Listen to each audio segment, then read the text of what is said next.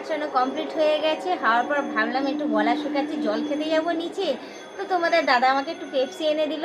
তো এই খাচ্ছি একটু পেপসিটা।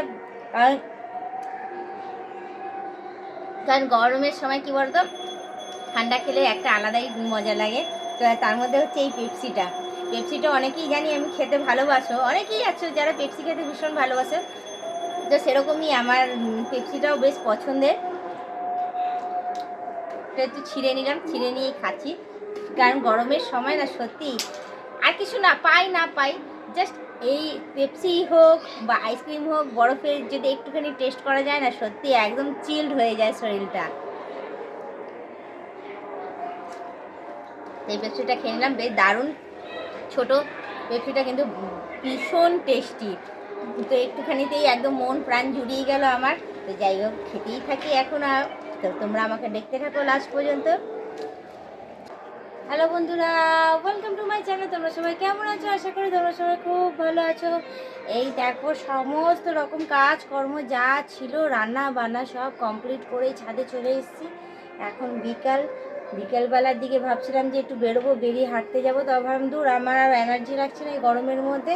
তো এই আমি এখন চুলের জট ছাড়াচ্ছি, চুলটা একটু আঁচড়ে নিচ্ছি। কারণ সারা দিন আমি সময় পাইনি চুল আঁচড়ানোর, তার জন্য এখন চিমনিটা নিয়ে চলে এসেছি।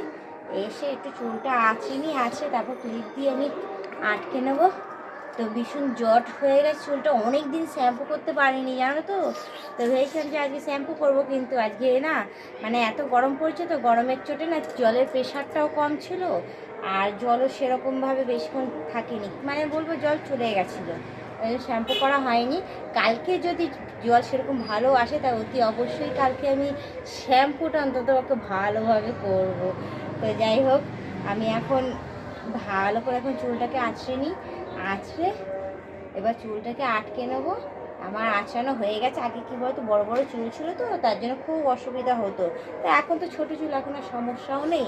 তো এই আঁচড়ানো কমপ্লিট হয়ে গেছে। তো এই চুলটাকে এই গরমের সময় কী বলো তো, ঘাড়ের ওপর ছেড়ে রাখলে না বড্ড গরম লাগে আরও বেশি। আর ওই জন্য চুলটাকে গুটিয়ে নিয়ে, এইভাবে কি সুন্দর ক্লেচারটাকে নিয়ে আমি এই আটকে নিলাম। আটকে চুলটাকে এবার ছেড়ে দেবো। এই কি সুন্দরভাবে চুলটা আটকে নিয়েছি। তো যাই হোক, তো এবার দেখতেই পাচ্ছ কি সুন্দর ড্রেস পরে আমি চলে এসেছি একদম সেজে গুজে। তো আমি ভাবছি একটু ছাদটা ঘুরবো, কারণ আমাদের একটা নতুন গাছ আছে, সেই নতুন গাছে নতুন নতুন ফল উঠেছে। তো আসো তোমাদের একটু দেখিয়ে দিই আমি।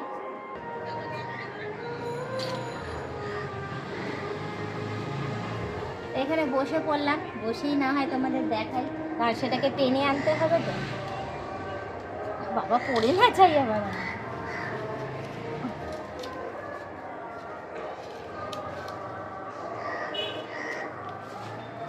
আগে জোরে করে টানি, না টানলে তোমাদের দেখাতে পারবো না।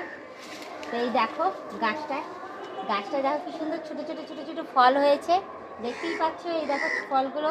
তো এটা হচ্ছে বিলাইতি গাব গাছ। এই সবে এখন এই বিলাইতি গাব গাছে আমাদের ফল ধরেছে। তো এই গাবগুলো হ্যাঁ বড় হতে হতে সেই আষাঢ় শ্রাবণ মাসে মানে সেই সময়টায় মানে প্রত্যেকটা গাবই হঠাৎ করে বড় হয়ে গিয়ে হ্যাঁ সবুজ সবুজ গাবগুলোই হয়ে যাবে সিঁদুরে কালার।